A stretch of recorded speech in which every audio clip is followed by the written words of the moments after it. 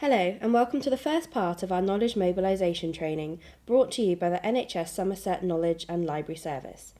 In this short video we'll explore what knowledge mobilisation is, why it matters in healthcare, and how you can use it in your role to make better decisions, improve services and support learning across your organisation.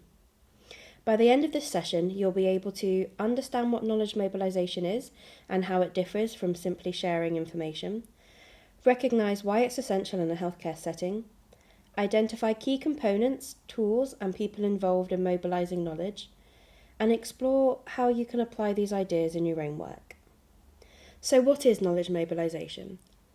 Knowledge mobilisation is sometimes referred to as knowledge management, or KM for short. At its core, it's about making the most of what we know. It's the process of capturing, sharing and using knowledge to improve decision making, learning and performance.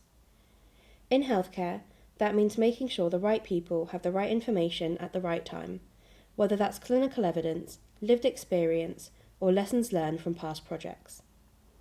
It's more than just sharing documents or sending emails. It's about actively enabling the use of knowledge in practice. That might mean translating your research into action, connecting people with expertise, or embedding learning into systems and workflows. Knowledge mobilisation is about learning from experience, whether that's our own or others. This can involve turning tacit knowledge into knowledge assets and ensuring these are accessible so that organisation and team learning is not lost. We learn best when we learn together. That includes insights from inside our organisation and lessons from elsewhere. When we put evidence into practice, whether it's research, data or lived experience, we avoid reinventing the wheel and build on what's already known. It's how we improve faster, more sustainably and more meaningfully. So why does knowledge mobilisation matter in healthcare?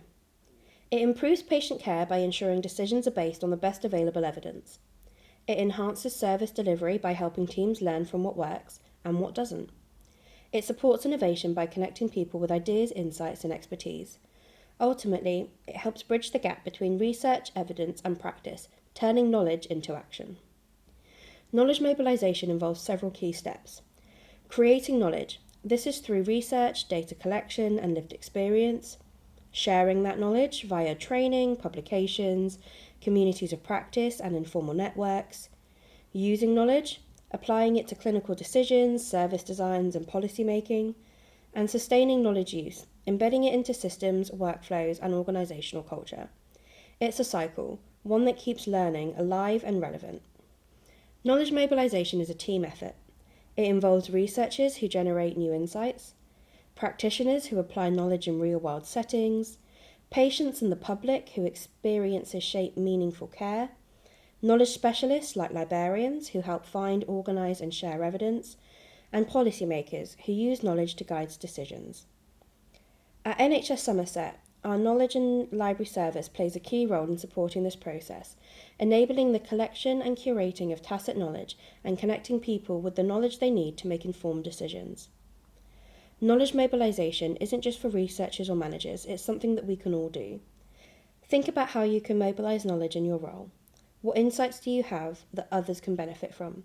What evidence could help you make better decisions? And remember, the Knowledge and Library Service is here to help. We can support you in finding, sharing and using knowledge effectively.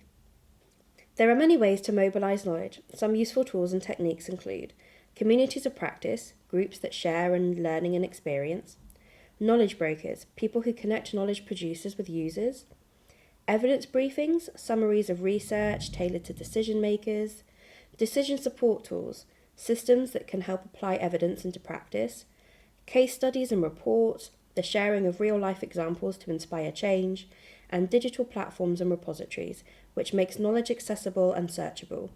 These tools help make knowledge visible, usable, and impactful. As a real-life example, we have used these tools in an improvement project conducted by our librarians in our KLS team from YDH and MPH who merged, and by embedding KM into all our workflows, we have ensured an equitable service across both sites. If you want to find out how this practice can be translated into your own service, please do get in touch with us.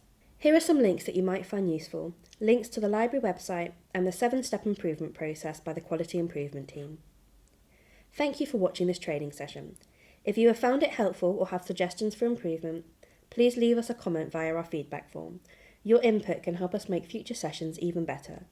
Join us in our next video to learn about before action reviews. We'll see you then.